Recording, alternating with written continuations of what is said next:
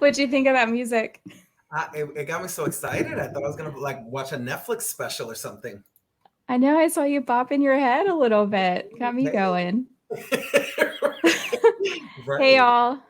Today I'm here with Jonathan J. Mentor, who is the CEO and founder of Successment. Jonathan, you want to tell us a little bit more about yourself? Sure. So I'm Jonathan. I'm a dad to a legendary prophet named Zariah Rose. She's my pride and joy. Native New Yorker, Latinx, Black, and queer. And I own a revenue growth partner for diversity led B2B tech startups and managed services.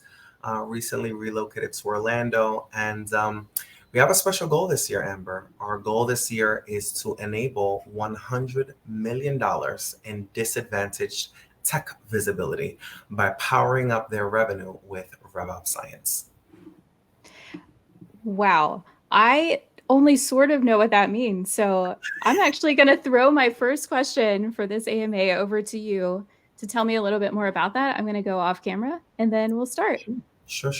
So RevOps Science is my intellectual property. It was developed, not because I'm particularly brilliant, but because my team is. And it's been developed to take RevOps off the shelf as an IT function and use the data to put revenue in motion. And the way that we do that, in addition to the data, is circulating around what we call the three P's of profitability. That's process, performance, and progress. So, revenue operations, RevOps, it's kind of like this popular buzzwordy thing that startup founders and ecosystems have been doing for years. Let us align the organization based on data in the direction of revenue and customers, right? Now they call it RevOps. So in my mind, that's a concept. And a concept, just like a strategy, gets dusty on the shelf and does not produce revenue. So think of me as like Scrooge McDuck swimming around in my gold coins, or like Mr. Krabs. When dollars go missing, I get very, very emotional. So I took RevOps and turned it into a science where we have a process called Boom that defends priorities and makes sure that all of the actions that a startup is performing are moving in the direction of revenue rather than being like performative. The second P, performance, is based off of the revenue growth formula, which is a concept that we developed that aligns the different phases of the buyer journey, and it activates those phases of the buyer journey, maps them to data, and that data unlocks actions which ladder up KPIs that we measure in order to unlock OKRs that lead to revenue. And the five pillars are awareness, engagement, enablement, land, and expand. And so when we partner with startups, we align the organization in this way to make sure that whatever actions they're performing, right? Because you always hear a lot about do SEO, do ads, do demand gen, it's like great. Those are tactics. Let's not start there because we don't know what you're trying to accomplish and we're not quite sure what you're going to measure. So we always slow down to grow fast and make sure all of the actions are mapped to these buyer stages, which we populate again with a growth champion, which is a functional leader of that particular buyer stage, the data and their functional expertise. And we partner with them on making sure that the action that they're doing in their respective departments unlock revenue indicating data. And then the last P in RevOps Science is going to be progress, and we call those parallel growth campaigns because with startups and the way that they move really, really quickly and they break stuff, which I love, there are certain goals and milestones that you're going to want to set predictably on the clock, like day to day. Did this improve? Did we get money? Yes or no? Has it grown? Have we retained it, etc.?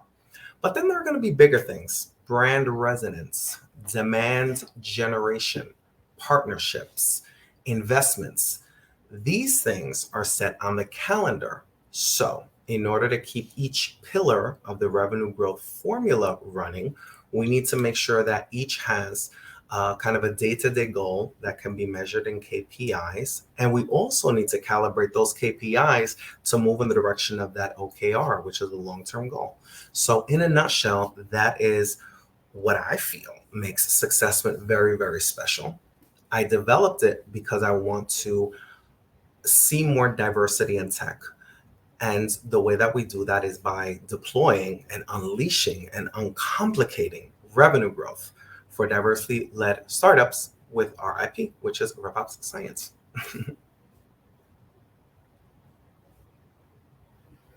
How do we set this goal for 2023? So I'm a person that I believe in leaning into authenticity, being yourself. And I used to think about it really tactically. And I used to think about it as like really performative things, like, I'm not going to wear a suit. I'm not going to do this. I'm not going to work with that kind of that or this. And I realized, if I have a superpower of generating revenue and I'm able to get B2B tech startups from 1 million to 10 million, what is the end goal? Building a legacy for my daughter, making money. And I was just like, that is so empty. I said, what do I want to leave behind in this world, right? So I said, you know what? I'm Black, Latino, queer, single gay dad, like all of these intersectional things. And I said, you know what? I never see me in the rooms that I go in and I influence. I never see me among the startups that I bring to 10 million plus dollars in net new revenue. Why? And I decided to move Successment in the direction of my goal to provoke visibility economically for underrepresented humans in tech. And I said, you know what? From this day forward, we are only going to focus on underrepresented humans in technology, the leadership, the founders, the VCs, the ecosystems. We're only going to focus on those folks because those folks represent 7% of VC dollars across the entire, startup ecosystem. And according to me, and I'm up for an argument, in the history of the world, the two ways that big, huge revolution has taken place is either new technology or real estate. Well, I don't know anything about real estate. I know a lot about technology. So I said, you know what? If I'm going to systematically produce $10 million startups, because after that, it's a different set of skills. Go play over there. I like working with little guys between $1 million, maybe $1.3 million. But if I can do that for just 10 startups this year that are diverse, that's $100 million in economic growth and visibility. And people with that kind of money, communities and humans with that kind of money can influence change in the way that someone without money can't. So I connected all of my dots and I said, okay, I know how to grow revenue. I know how to calibrate a startup in the direction of revenue. And I also have my goal of seeing more Jonathans in the room, right? People that are divergent. So I put those two things together, and that is our goal for 2023, to provoke $100 million in net new underrepresented dollars. How do I stay? I stay motivated when I see the passion of an underrepresented startup founder, kind of like it's the unspoken, it's the trauma that they had to go through, the self-doubt, the imposter syndrome that they had to like navigate in order to arrive in a room. For example, Techstars. I mentor Techstars cohorts around the world that focus on equitech or underrepresented founders, and they still move so cautiously. And I'm like, you're here. Like, do you realize that you're occupying the same space as all those other people? Like, you have arrived, that means something. Let's go forward. And watching them learn how to be a leader with confidence and believe not only in their tech, because they always believe in their tech, their founder, we all know that type, but they also believe in themselves and that they can do it without compromising their own values. That's what keeps me moving forward. Like, bro, we just unlocked like legit, 250,000 MRR.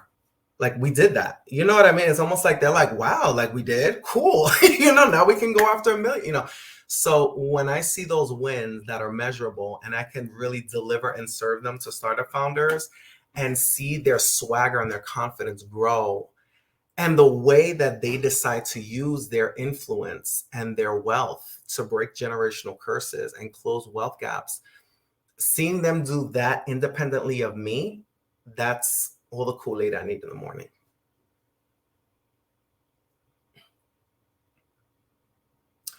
What's a recent win that you're super proud of, either professionally or personally? Okay. So personally, I just bought a house in September, my birthday month. I'm a Libra, for those that are curious. That was a big personal accomplishment. And now it's wonderful because, I have this huge space for my office. So it's, better thinking, because in revenue operations and revenue in general, you have to think a lot. So you need some space for that. Professionally, I am extremely proud of the fact that within the RevOps, revenue, growth, marketing spaces, myself and Successment are truly carving out a name for ourselves by serving underrepresented founders. There's no other growth partner or quote unquote agency, boo agencies. There's nobody out there that's serving this audience. Their ICP or their buyer persona is always very specific, but it doesn't include anything that really has an outcome, a soul, a mission. If you think about the other thought leaders in the space, just take a look at their social. What are they talking about all day? They went to go play frisbee with their dog. They love their wife. They're so grateful to be up in the morning. Oh my God, it's so blessed. Have this wonderful mindset. Keep pushing, all of that. But boo boo, haha. I don't care. You're not using your professional superpower for an outcome that means something to you, not the person that you play on social media. So for me, my biggest professional achievement this year has been not only enabling real economic and revenue growth for the underrepresented B2B startups that we represent, but also doing it with authenticity. I haven't had to wear a tie. I haven't had to conceal my accent. I haven't had to hide my tattoos. I haven't had to conceal the fact that I was a 3-time college dropout. Come to me when you want results, and that's it. And if you don't align with my personal values, there's plenty of other partners that you can work with out there. And I think us being known for being that selective and that sassy and that purposeful, people tell me these things about myself and about Successment. That fills me with enormous pride.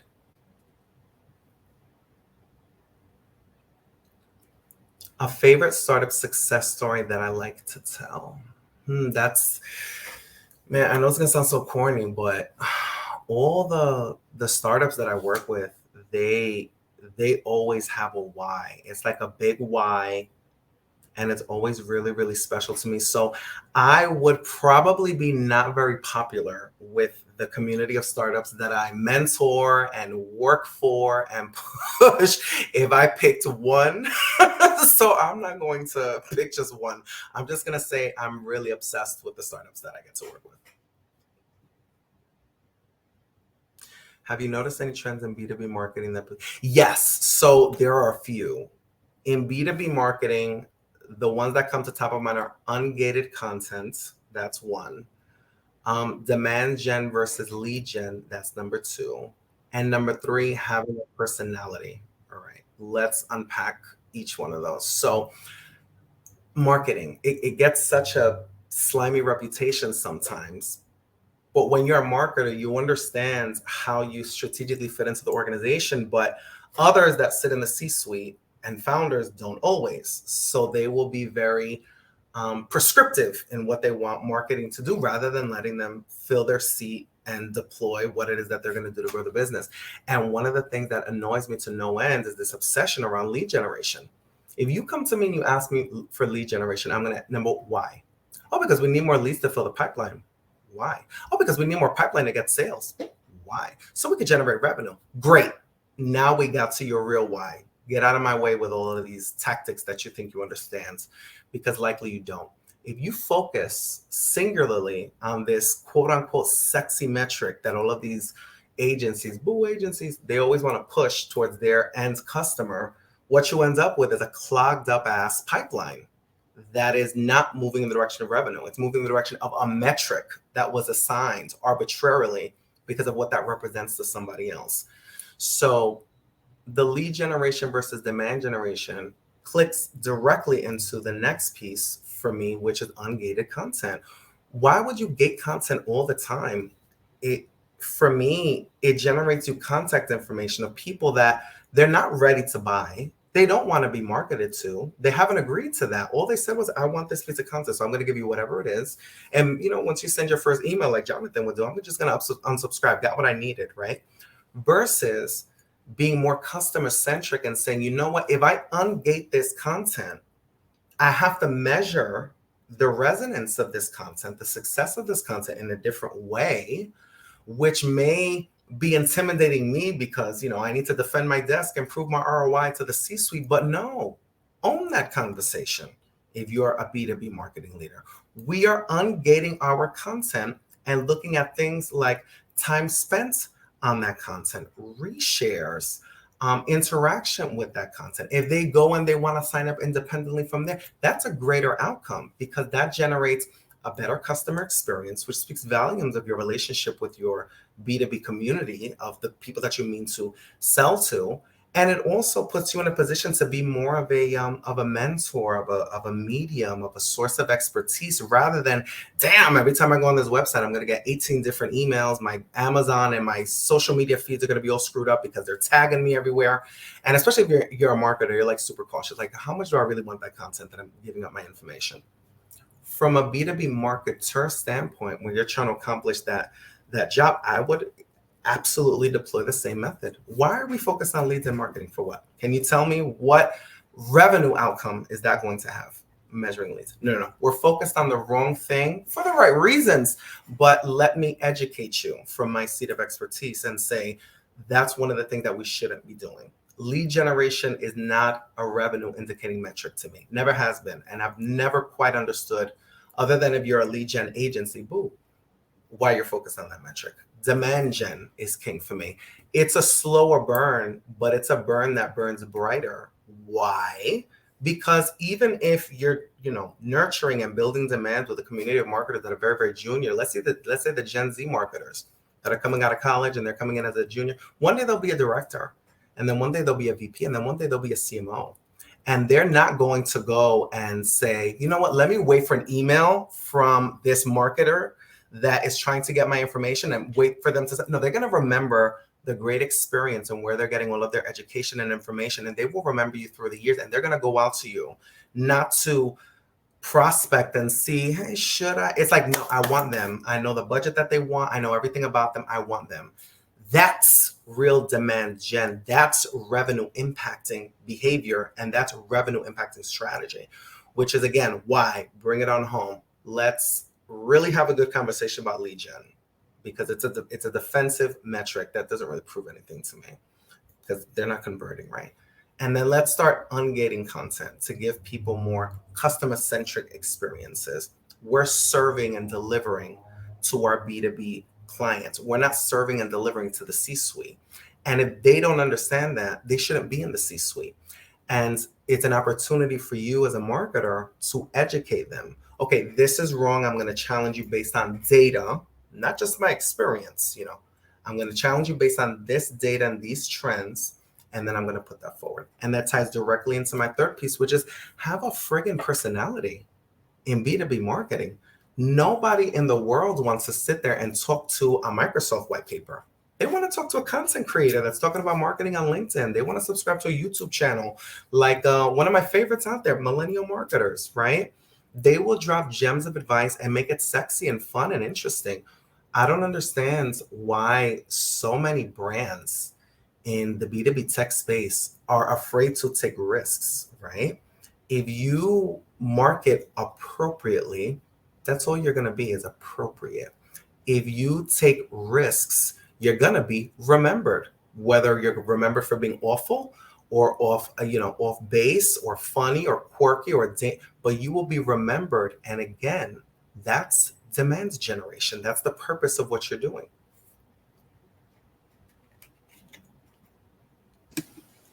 We are all in awe of your answers so far. You've got 10 minutes left. All right.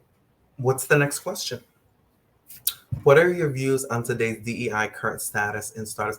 I think it is embarrassing. And I think it's embarrassing globally because I just shared a post today that back when the whole George Floyd fiasco happens, that companies and brands, and you got to look at it from a marketing perspective, because this is what this community is about. They all rushed, oh, we're going to invest in DEI and we're going to do all these things. And then fast forward to, a shift in the economy, they're the first ones getting fired. They are the first ones getting fired, with companies like Twitter and I believe Microsoft leading the way in firing those DEI folks. I think that that's in the wrong message, because if humans don't recognize that DEI doesn't always have to do with very old school thinking, affirmative action, and that this is what's going to give us a that's bullshit. It's also about diversity of thought, diversity of experience, and diversity of expertise. If we do not make investments in divergent thinkers and inventors and technologists that exist within the startup space that come from different backgrounds, number one, you're going to be on the wrong side of innovation. You're going to be the Blockbuster. They're going to be the Netflix. Sorry to tell you. And number two, we're not being as proactive and modern, as progressive as we think we are, by giving lip service and talking about, inclusion in tech on social media. Yeah, well, inclusion in tech requires investment, right? So I always, position Successment very early stage, like, yeah, we recognize it sucks trying to raise VC dollars as an underrepresented startup, because people are going to have implicit bias walking in the damn room. No matter how woke they pretend to, whatever, they're going to be like, I don't expect as much of this, But when you surmount that and you get around that and you get to fill the room and say, hey, this is a wonderful thing. Like my newest startup partner, WorkBnB, right? Black and brown led. They have an amazing new B2B technology, and they be in all of the pitch competitions and everything in Black and brown circles. Now put them in front of a different audience and it might resonate differently. So I believe that when it comes to DEI and technology, don't talk about it, jerk. Invest in it, or at least do what I do, enable it.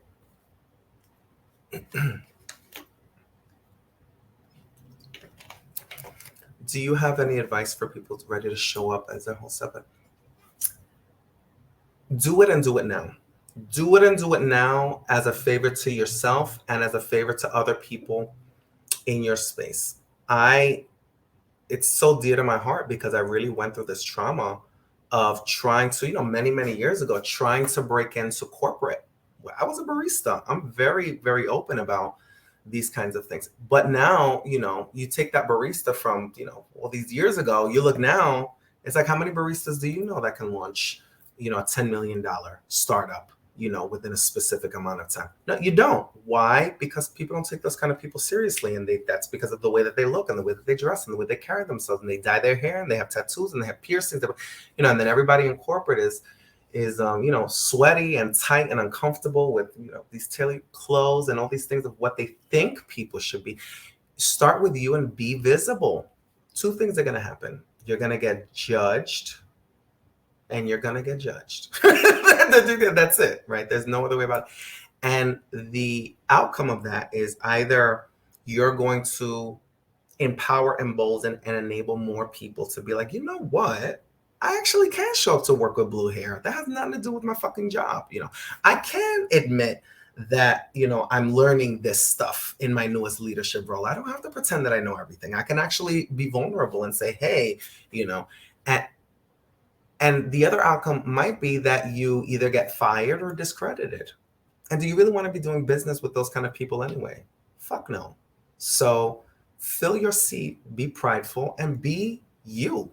You're authentic you. And I promise you that your business relationships will be stronger, your income will go higher, and your equanimity, the way that you sleep at night, is going to be greater.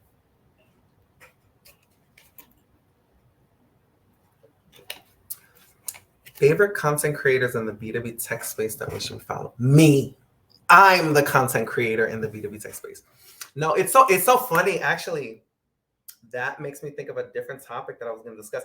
And I've been seeing around LinkedIn, especially these haters talking about like, oh, if you're a B2B content creator, that doesn't make you a subject matter expert. That just means that you're really good at generating interest and reach. Go to hell. Why do I say that? It's because if me, a CEO of $1 million plus growth partner for B2B stuff, if I have the time in my day to go on LinkedIn and tweet my balls off on all of the social media, that means that my startup partners are happy and successful, my team is happy and successful, and my business processes are sharp. So I just wanted to put that out there. And I know that there are other B2B content creators that feel the same way. It's like, damn, why are you such a hater? You're bored and you can't, like, don't do that. I just want to put that out there in the universe. I love that. We've got a few more minutes left, and I actually wanted to give you an opportunity to talk a little bit about just whatever's on your mind or broadcast whatever you want to broadcast in these final few minutes. Well, first of all, shout out to my daughter, Zariah Rose. I love you, baby. She watches everything that I put out. So I've made it a habit to always do that for her. Number two, I am probably the most accessible person. Like, I donate my time generously to mentoring in the startup ecosystems that are underrepresented, with Parallel 18 in Puerto Rico for Latinos and Afro Latinos, Start Out for the LGBTQ and BIPOC queer communities, Lightship Capital, which is probably one of the most powerful VC firms, boot camps, accelerators, enablers, advocates in Tulsa, Ohio, of all places. They did $100 million in Black tech funding. I believe it was last year, but I know it was a specific period of time. These are the kind of people that I donate my time to as a mentor to kind of try to provoke visibility for different technology.